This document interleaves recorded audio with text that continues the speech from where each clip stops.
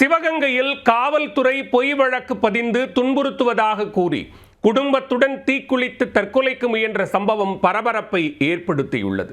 காவலர்கள் கண்முன்னே அரங்கேறிய அதிர்ச்சி சம்பவத்தின் பின்னணி என்ன?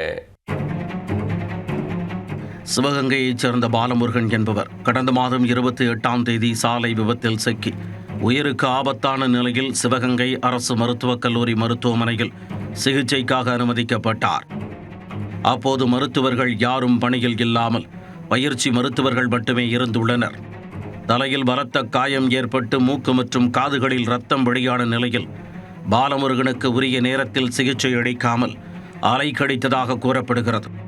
அது குறித்து கேட்டபோது பயிற்சி மருத்துவர்கள் அலட்சியமாக பதிலளித்ததால் பாலமுருகனின் உறவினர்கள் வாக்குவாதத்தில் ஈடுபட்டதாக கூறப்படுகிறது.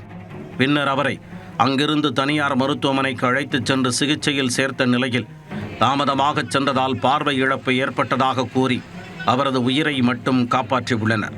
இதற்கிடையே சிவகங்கை மருத்துவக் கல்லூரியில் இருந்த பயிற்சி மருத்துவர்கள் நோயாளியின் உறவினர்கள் தங்களை தாக்கியதாக கூறி தொடர் போராட்டத்தில் ஈடுபட்டதால் பாலமுருகனின் குடும்பத்தினர் மற்றும் உறவினர்கள் மீது காவல்துறையினர் வழக்கு பதிவு செய்து அவர்களை கைது செய்தனர். தவறு ஏதும் செய்யாத தங்களது உறவினர்கள் மீது மருத்துவர்களின் அழுத்தம் காரணமாக காவல்துறை பொய் வழக்கு பதிவு செய்து துன்புறுத்தி வருவதாக கூறி பாலமுருகன் தனது குடும்பத்தினருடன் சேர்ந்து விபரீத முடிவெடுத்துள்ளார்.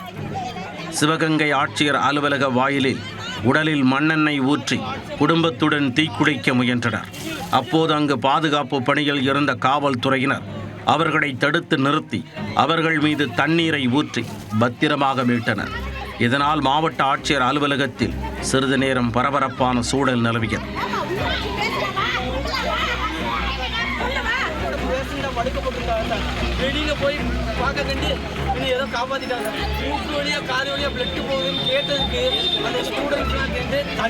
மருத்துவமனையில் நடந்தது என்ன?